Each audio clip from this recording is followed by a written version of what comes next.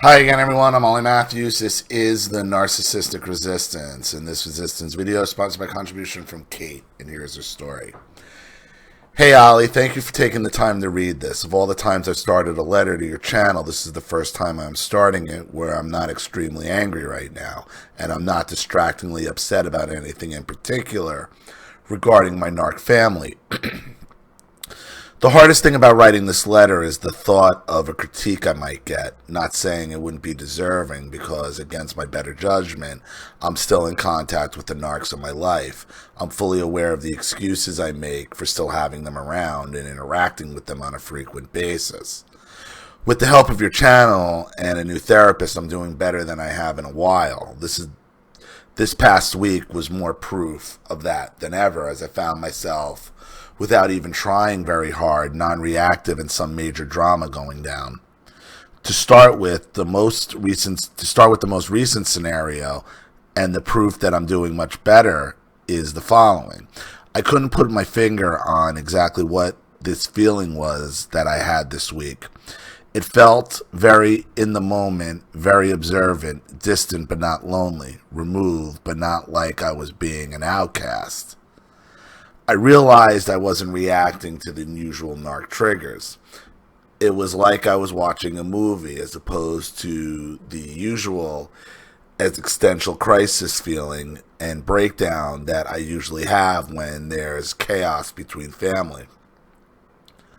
While talking to my boyfriend, I mentioned that my parents were going crazy and some shit was going down next door. He asked me how I was doing. I said good, and that I was cooking myself something to eat for the next day's lunch.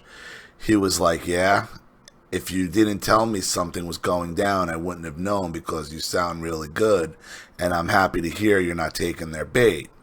And then it clicked. I didn't take the bait, and that was the feeling I was having.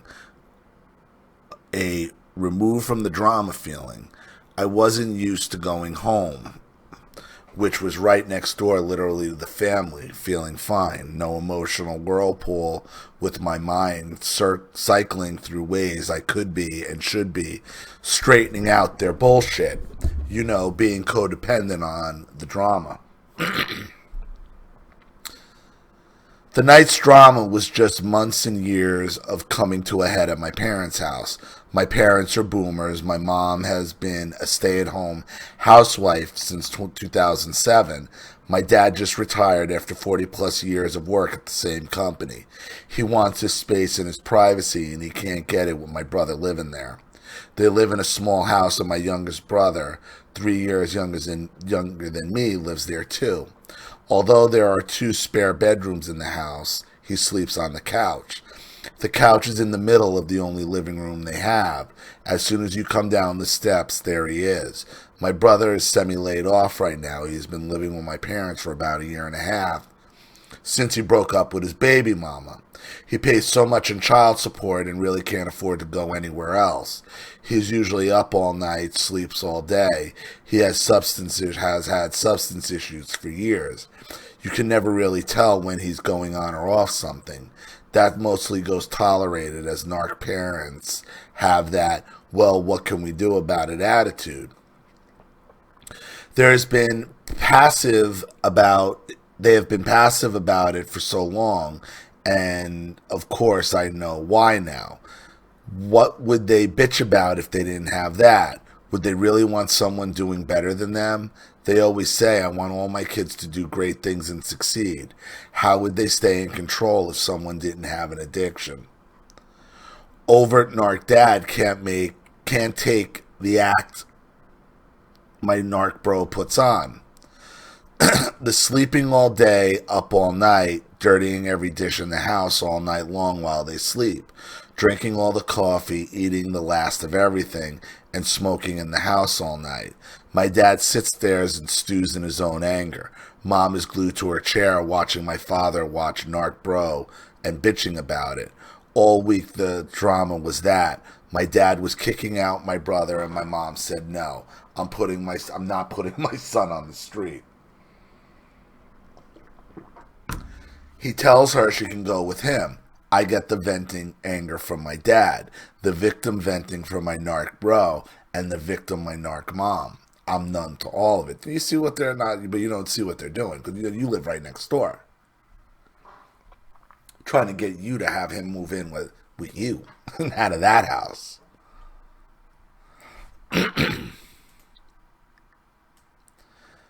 My lips wouldn't move, my eyes wouldn't widen. Nothing triggered me into siding with any of them and the shit-talking the other parties. I didn't say I understood. I didn't say I agreed. I didn't turn them away or move a muscle. But they will take your silence as here's the problem. Here's the problem when you get involved, when you enter the shit den of the baby boomer and try not to react, and they're having some other type of fight that you're trying to stay out of and you stay silent. They all take your silence as acknowledgement that you're on their side. Yes, they do. Yes, they do. You think by being quiet you're winning something? No. They're all going to take your silence as, oh, well, she must agree with me if she's not telling me I'm wrong.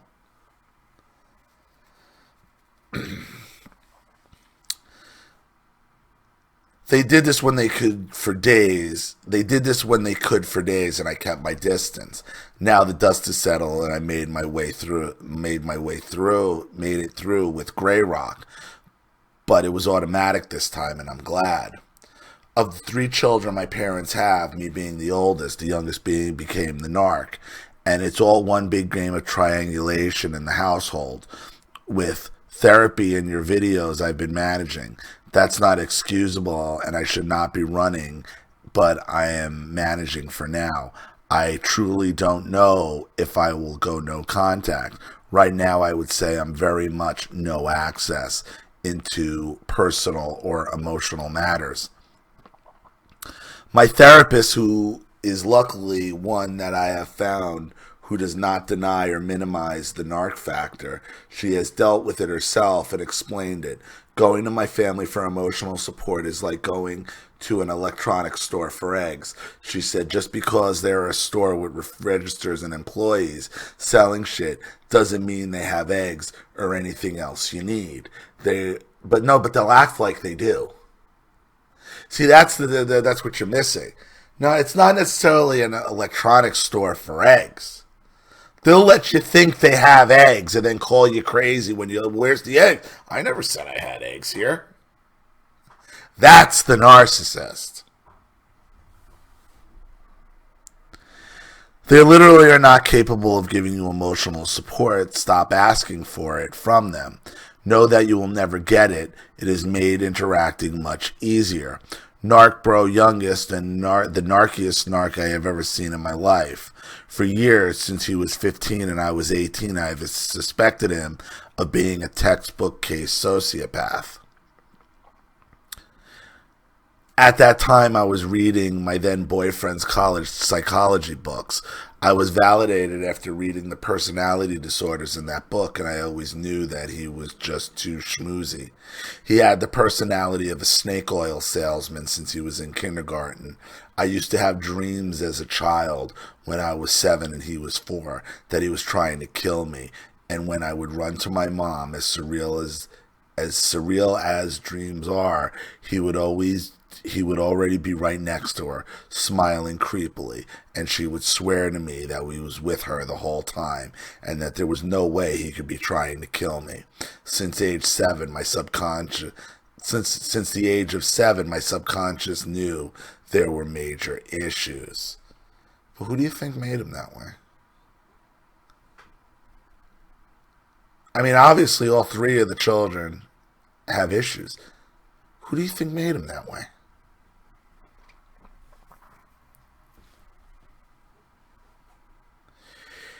He was famous for starting fights between my parents as they could never agree to be on the same page, parenting us. And then he would skate away by going out with a friend or falling asleep in his room. It was more than just a fight because of the dynamic my parents had with each other. The fights would last for days. My father, the overt narc, would then be slamming doors, cabinets, drawers, and his beer bottle down on the table for days and days. Minimum 3 days at a time his anger would last, while he mumbled things under his breath. Shot looks that could kill, and cut with his words. I once laid in my room crying because on the second or third day I couldn't take it anymore. No one looked for me, so I opened the door. It was hours and no one checked on me. I cried louder when they would come up and go to the bathroom. Mom looked in and I finally had attention. I was upset and looking back, and I just wanted to be consoled. The words I was met with for crying were, "Oh, cut it the fuck out." I'm realizing some of this now while putting it all into words. There would be no concern as to how that was affecting me. The fights were a verbal war zone. They weren't married until I was 25, and there was always the threat of one of them leaving. I would just yell for them to just do it, break up and leave each other, because it was better than hearing them fight.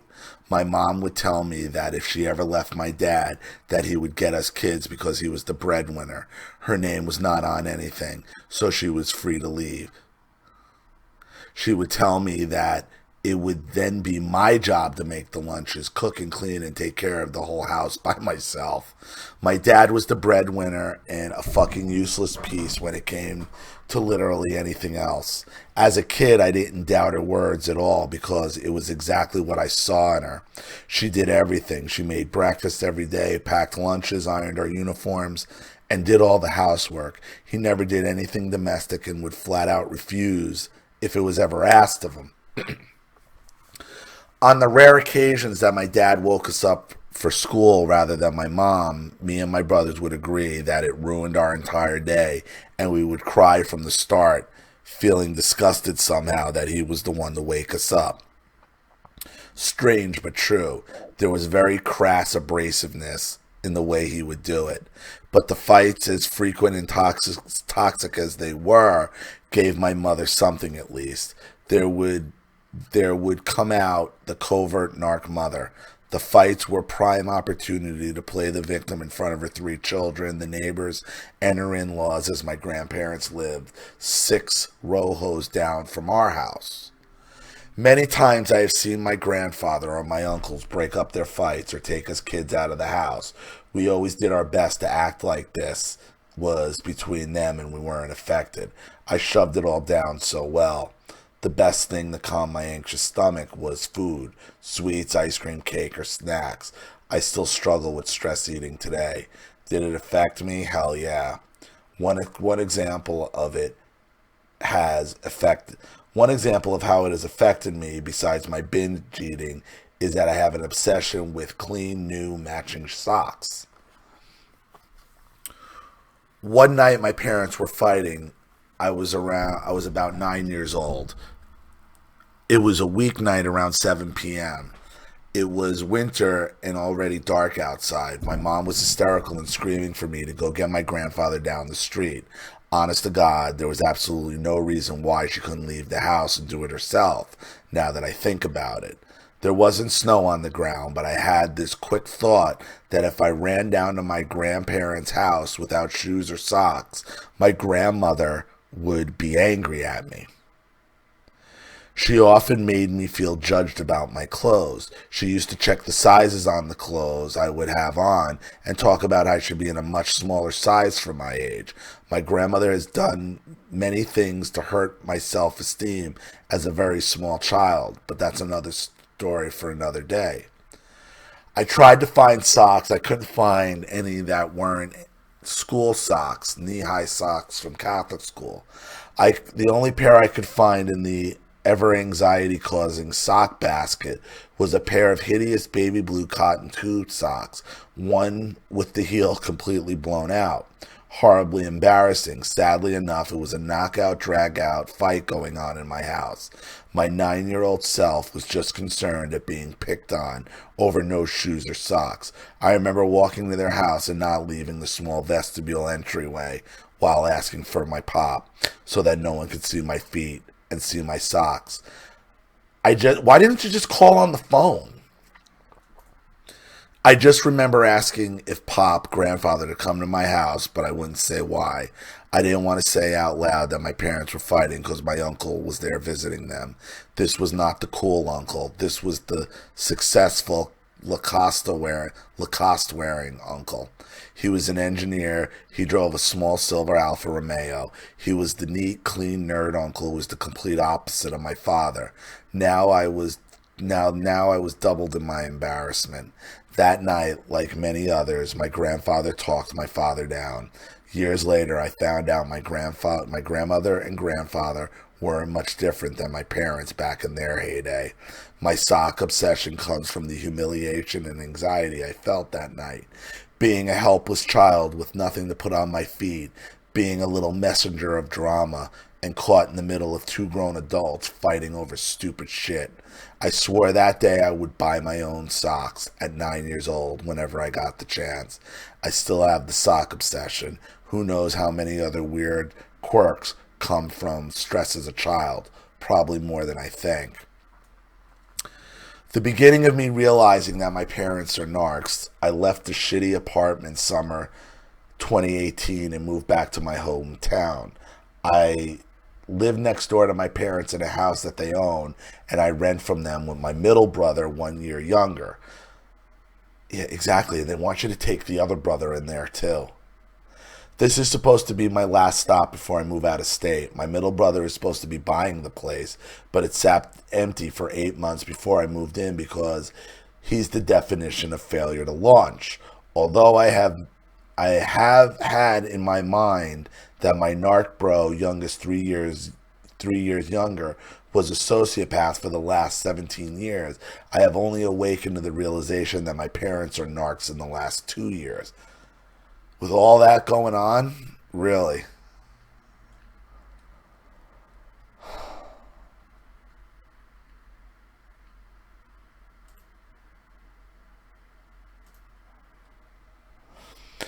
That summer, which was exactly 2 years ago, my youngest narc bro was in the process of leaving his baby mama. Since narcs usually don't have balls to leave, he was typical, acting out to get kicked out because he didn't want to be there. My parents saw him as a prisoner under baby mama's thumb and didn't blame him for wanting to leave. They were offering him a safe haven and putting up with his mama. Although my mom didn't make a big deal about him coming home, there was major drama all over the place with my parents, the narc bro, and the baby mama. Each one individually venting to me about the others. I listened, but only gave advice when asked honestly. As soon as a soon-to-be found out covert narc, my mom kept coming to me and venting.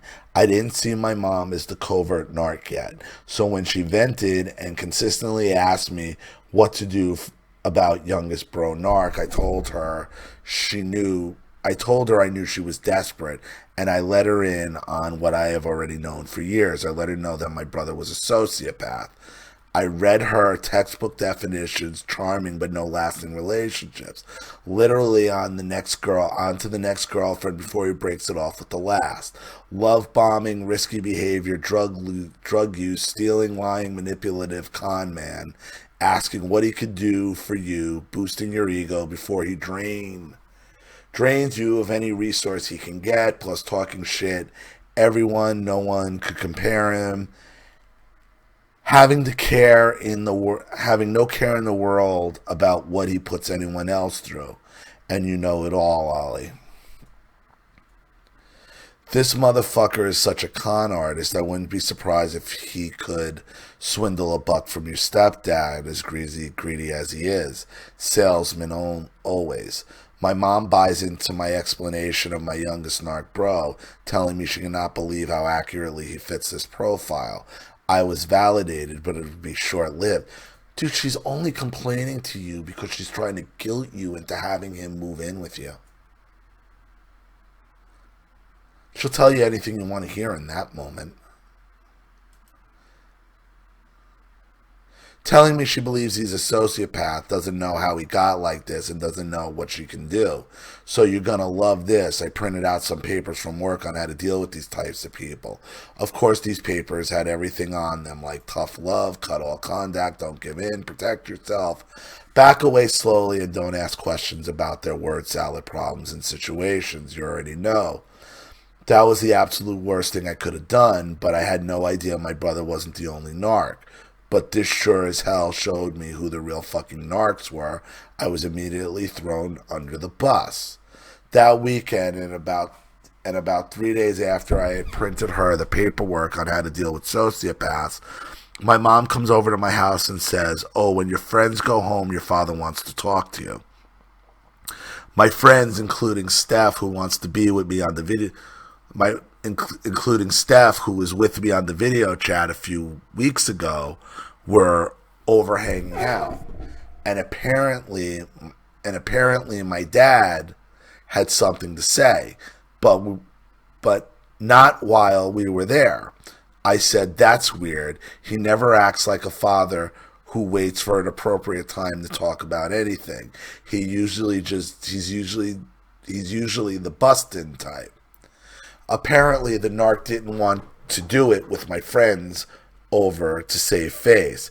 This meant it was really going to go down. So in front of the friends, I ask her what it's about, and she says, "Those papers you printed out." Later, the friends leave. I go next door, and it's a 10-alarm fire. "How dare you print out paperwork describing your brother as a sociopath? That is just ammo for the baby mama to take him for everything he has in court." Because my mom didn't want to tell my dad that I printed the paperwork for her because she had been asking about what to do, she convinced him that I printed the paperwork for his baby mama to explain my narc bro's crazy behavior. Mind you, at this time, my brother was not working, and he has not worked for 5 years at that time. There was nothing to take him to court over. Why the fuck would they care that I show the baby mama the real reason he was acting like a nut and contradicting the love bombing he displayed previously? According to my father, how dare I call him a sociopath and come up with a diagnosis as if I'm a doctor, or as he put it, anyone who knows shit about anything, because I have no clue on what goes on in the real world or how shit works, and I don't have kids, so I couldn't possibly know how to handle this. You know why your father's freaking out? Because he read those papers and it describes him too. Describes them too, and they always freak out. That's a mirror in front of his face. Where'd you get this mirror? Where'd you get this mirror?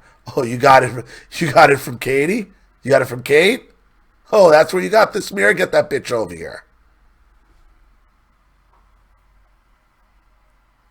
Your parents' MO is they go to run to other people to solve with their fuckery. With all their fuckery, they've been running to other people to come mitigate and solve their fuckery for decades.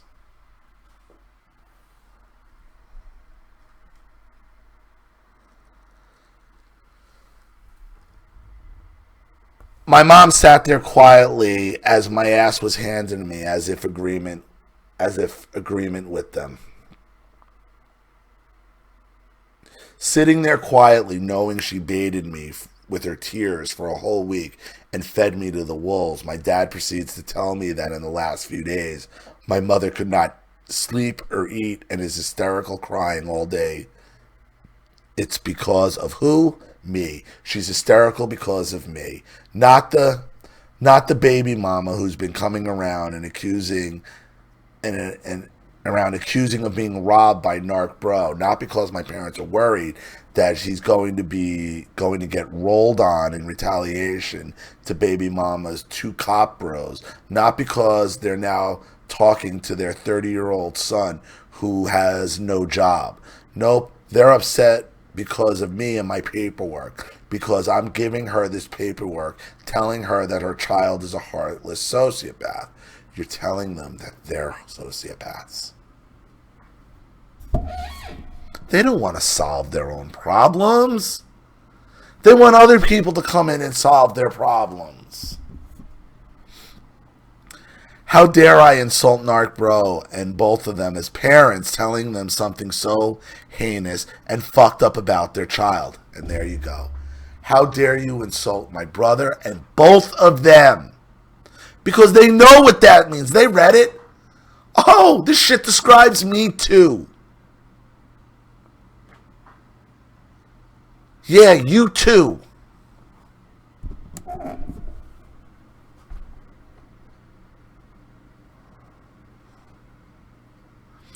They defended and protected the rep Narco Bro, insisting I ignore everything I know to be true about his personality. They tell me all kinds of threats and completely belittle and insult me until the point of my submission and apology. My insides felt like melted crayons. I had a conviction so strong that the liquid crayons in front of me used to be tangible, concrete, solid, and pointed pieces of wax used to fill in the lines with color. Now I was forced to admit that these pools of melty wax were never anything utilitarian, and that I am a complete liar for ever thinking so. I was fucked up. I have never been so sure of anything in my life that my brother is a textbook sociopath. And after holding a belief for 15 years, they screamed at me until I apologized for ever coming to that conclusion. They transferred the rage. Why? They transferred the rage and failure they felt about my brother onto me. I cried all night and I thought, wow, a week. For a week, my mother cried to me rhetorically, asking for a solution to the drama my Narc Bro was causing them. Right, no, the solution was going to be, you know what, Mom? If he's so bad, have him come live with me so you don't have to deal with him. She didn't want you printing out and showing him why he's like that. Bitch knows why he's like that. She made the motherfucker. Baby boomers are well aware of their fuckery. They didn't want you to show them their fuckery. They wanted you just to fucking solve their problem.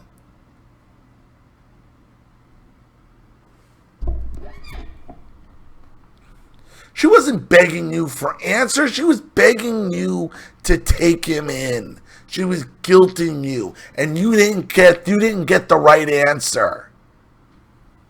Well, you thought this bitch wanted help? You thought she really wanted to know? No, she knows. She just wanted you to solve your problem. Just like when you had to solve a problem by running down and getting your grandfather when you were 9 years old to solve their fucking boomer bullshit.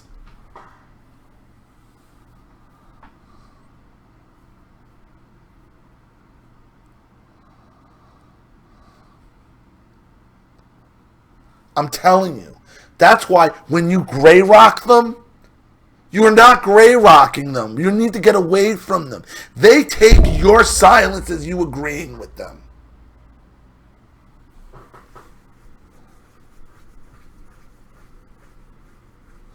I come up with a solution in the hard, tough parenting and gray rock cut-off support technique to my mom, and she turned on me and fed me to the overt narc, and immediately when they broke me. They never cried or bitched again about my brother, at least for a while. It was like the whole thing was a show to take me down. No, you didn't get the right answer. The gray rock thing didn't have the effect you think it had. They're pissed because she thought you agreed with her.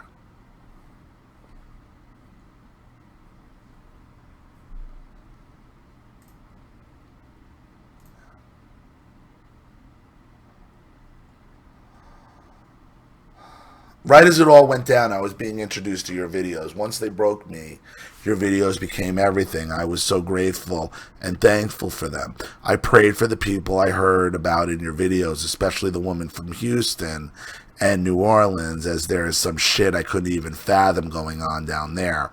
I realize that my story is not uncommon, and I also realize there are probably many people who find comfort and validation in your videos who haven't been able to put it in the words why they feel that way.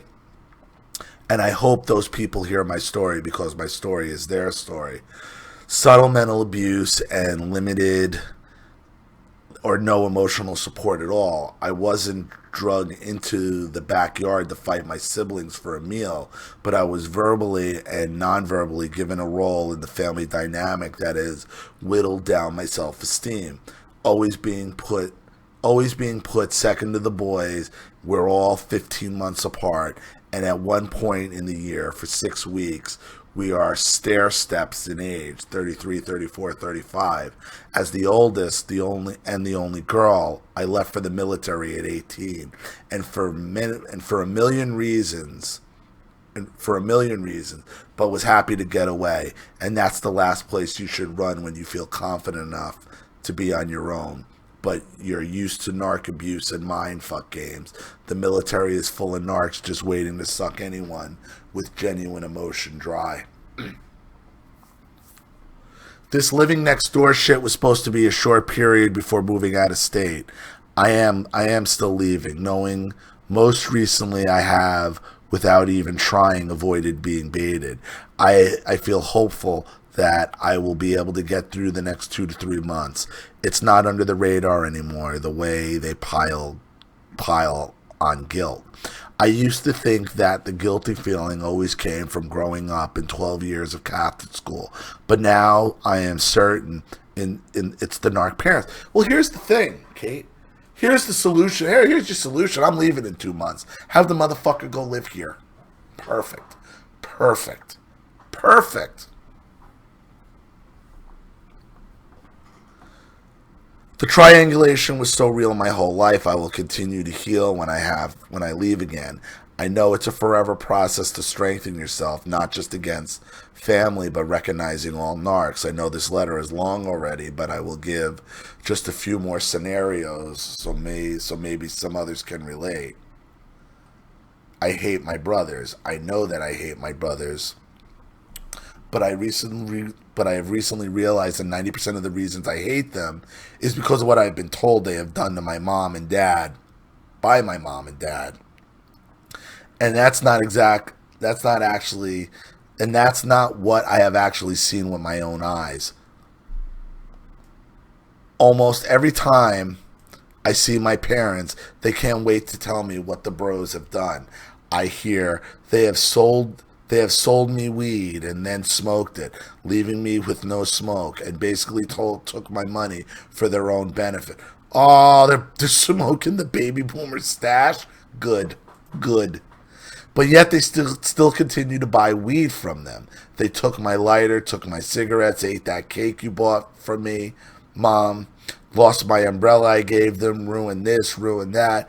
All the while, if I ever ask if they have talked to either bro about whatever, instead of bitching at me, it's a solid no. That tells me they just want to tell me something about the narc bros that will piss me off. So I will confront the bros and then look crazy in return. I once confronted my brother for selling narc mom weed and then smoking it. He tells me that she shorted him 3 times the last time he sold her weed. God damn it, if you can't even trust your family, if your family's the plug and you gotta weigh out your fucking stat, holy shit, it's your whole family, man. He tells me that she shorted him 3 times he sold her weed, and that he gave her some. She never paid him. He had no choice but to take it back and sell it. Mystery solved. Oh, shit. Oh, shit. Fucking shit. These are boomers, man. I guarantee you they wouldn't stiff their own dealer. If they had a real dealer, they wouldn't stiff that. They'll stiff you, though. Fucking shit. Should be smoking extracts anyway at this point. Looking back to my childhood, I never understood the looks on people's faces when I spoke my mind. I would walk down my street as a kid, and little old ladies would ask me how my youngest narc bro was. I told him as best I could for being a child that he was a knifing little asshole. The looks on their faces were as if I was mental. Now I know why. He used to knock on their doors and ask them if they needed anything from the store. They would give him $1 if he went. He would do this all day. He would come home with $20 or more. It was in the mid-90s, and that was a lot for a kid under 10. That was before he hit up all 4 grandparents for money. Little businessman he was. Yeah, and then he probably started selling dime bags. The little businessman he was, he would ask Mom if he could have a flea market outside and would sell old toys and she would give him plants to sell. He would put any of his narc energy to use. This dude could be selling Bentleys a dozen a day. They weren't there emotionally for any of us. I don't know how he became the narc. Almost seems as if he was born that way, and then it just got worse. You don't know how look what raised him. This is a kid going door to door so he could survive. Okay? If your mother is stiffing him for fucking weed now, what do you think he was giving him? He had money as a kid? He had to figure out how to get things on his own, how to hustle on his own, because your parents are a couple of fucking baby boomer hustlers.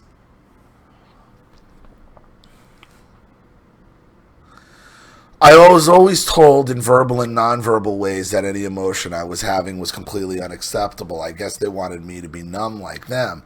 My dad is an alcoholic, and my mom numbs herself by smoking pot throughout the day. No less than 5 times a day, even if it's a couple hits, then moves on. I don't have those outlets. They both came from families where it's the same way. Mom's sides were drinkers, and my grandparents' parents were big drinkers. My dad's side, shopaholic, alcoholic. Once my aunt admitted to me that she didn't know all the men didn't come home and have a beer and drink the rest of the night. The first therapist I had was worthless, but after going to her for a year, I realized that every single session I never talked once about myself. I always talked about the family situation for that week. She would always ask me where I fit in, and I just said I didn't know. I realize now I could not see the forest through the trees, but looking over a year of therapy where I didn't once mention myself or how I felt told me a lot. I was groomed to never put myself first and ignore any feelings of need I had for myself. My boyfriend is amazing, but when we were first dating, he really had to teach me to be affectionate. I didn't like the PDA of any kind, and I didn't know how to accept just touches or affection or cuddling.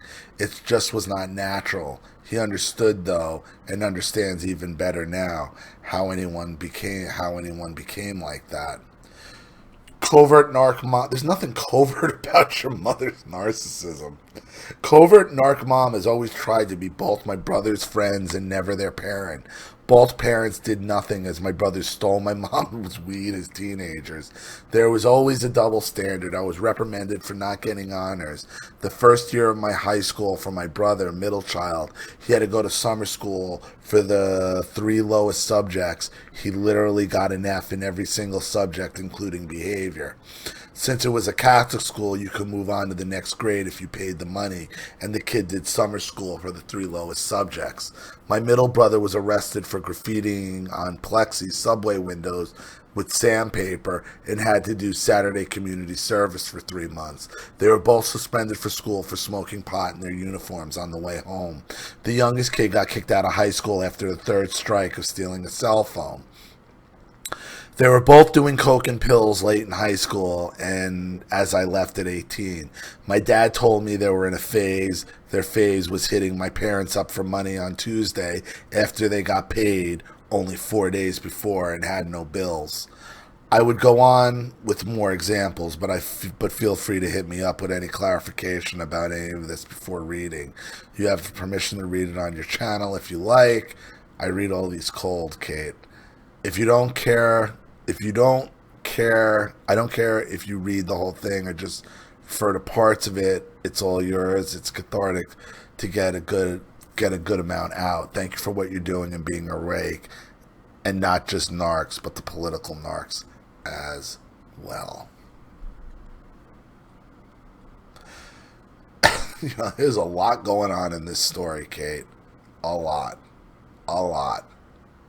I mean, it's just your typical baby boomer growing up with the baby boomer experience.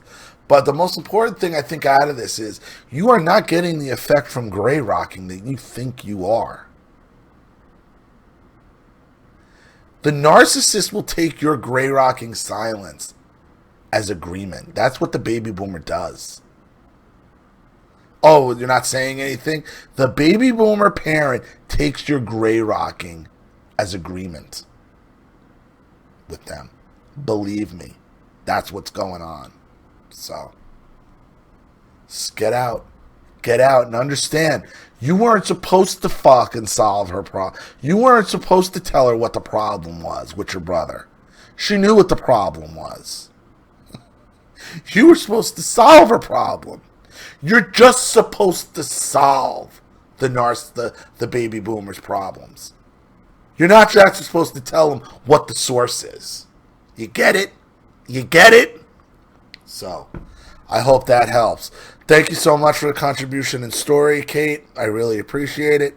Thank you to everybody watching. Please leave any opinions or advice in the comment section below. And again, if you want your story read on the channel, you have a topic you'd like me to cover, a narcissist you'd like to expose, you'd like to have a private video made, or you'd just like to make a contribution to the channel in general to keep it supported, growing, and successful, because this channel survives 100% on contributions from all of you guys. Without you, all this goes away, and trust me, Google and YouTube are going to make that happen one day. So if you like what you see here and you want to see more videos like this, you know what to do with the PayPal and email links in the description box. Also, please like and share this video wherever you can. Subscribe to my channel if you haven't. And be sure to click the subscription bell to be notified of all my video uploads. I'm Ollie Matthews. This has been the Narcissistic Resistance. Take care.